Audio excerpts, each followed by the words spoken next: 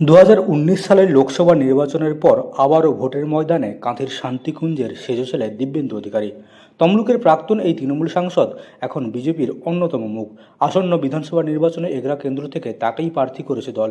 প্রার্থী তালিকা ঘোষণা হওয়ার পর এগরার উদ্দেশ্যে রওনা হওয়ার আগে সাংবাদিকদের মুখোমুখি হন তিনি। সেখানে নিজের রাজনৈতিক অবস্থান স্পষ্ট করেন দিব্যেন্দু। পরিবারের সূত্রে তার শিকড় এগরায়, সেই পরিচয়কেই সামনে রেখে শুরু হয়েছে ভোটের এই লড়াই। ব্যক্তি তরুণ মাইতির বিরুদ্ধে আমার লড়াই না, লড়াই তৃণমূল কংগ্রেসের বিরুদ্ধে। এই তৃণমূল কংগ্রেসের এই যে অপশাসন, 15 বছরের সরকার, এই সরকারের বাংলার মানুষ নিষ্কৃতি পেতে চাইছে।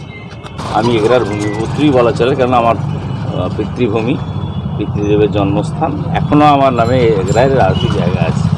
স্বাভাবিক, কারণ আমি এগরার বাইরের লোক নয়, আমি ঘরের ছেলে, আমি আবার ঘরে যাচ্ছি।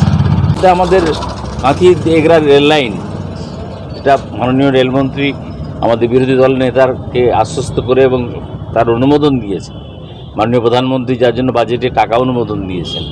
এছাড়া এগুলোর বহু কাজ আছে। আমি আজকের দিনে সবথেকে মিস করব আমার অতীতের সংসদীয় এলাকা তমলুকের মানুষ, তারাও আমাকে অত্যন্ত স্নেহের চোখে দেখেছেন।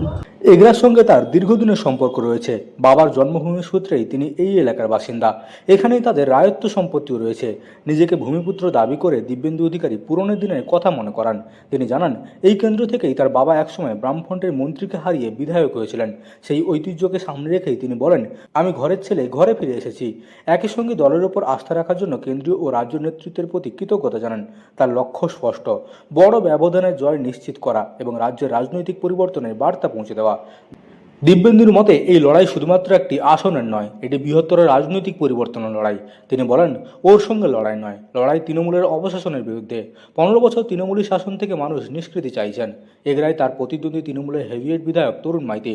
তবে ব্যক্তিগত আক্রমণ এড়িয়ে কৌশলী অবস্থান নিয়েছেন দিব্যেন্দু। একই সঙ্গে তৃণমূলের অভ্যন্তরীণ কোন্দল নিয়েও তিনি মন্তব্য করেন। তার কথায়, তৃণমূল আগে নিজেদের বিরোধ মিটিয়ে উঠুক তো, নিজের দলকে সুশৃঙ্খল বলে দাবি করেন তিনি। জানান, সব ভোট পদ্ম শিবিরেই পড়বে। প্রার্থী ঘোষণা হওয়ার পর এগরায় লড়াইয়ের ময়দানে নেমেছে দিব্যেন্দু অধিকারী। কর্মীদের সঙ্গে দেখা করেন, ফুল দিয়ে শুভেচ্ছা বিনিময় করেন। গোটা পরিবেশে উৎসাহ চোখে পড়ার মতো। প্রচারের শুরুতেই শাসক দলকে কড়া ভাষায় আক্রমণ করেন তিনি। রাজনৈতিক মহলের মতে এখন দেখার, তৃণমূলের বিরুদ্ধে এই লড়াইয়ে অধিকারী পরিবারের প্রতিনিধি দিব্যেন্দু শেষ পর্যন্ত জয়ী হতে পারেন কিনা। পূর্ব মেদিনীপুরের এগরা থেকে মদন মাইতির রিপোর্ট, লোকাল 18 বাংলা।